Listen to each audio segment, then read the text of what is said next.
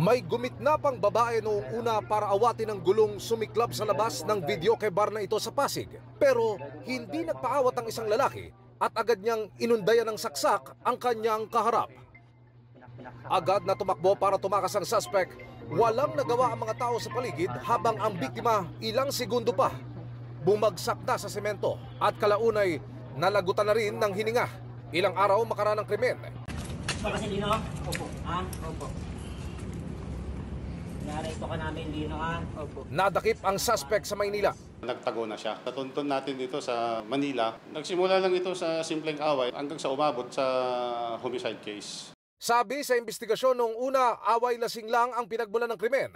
Pero nang magsalita na ang suspect, luminaw ang punot dulo ng gulo. Agawan sa mikropono. Gusto nila ang kinin po ang hindi sa kanilang kanta. Nung hindi ko po binigay sa kanila yung mic, yun po, doon na po nangyari, binatok-batokan nila ako. Okay. Sabi niya sa akin, wag niyo po sa susunod, wag mo nang gawin yun, ha.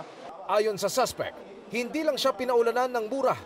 Pinagtripan pa siya sa harap ng maraming tao. Binatok-batokan ako, tapos sinakal. Pagkaramdam. Opo, nainsulto po ako. Siyempre marami akong kasama, napahiya rin po ako. Pero ngayon, sising-sisi ang suspect sa kanyang nagawa. Nangingi po ako ng dispensa. Sorry po sa nagawa ko.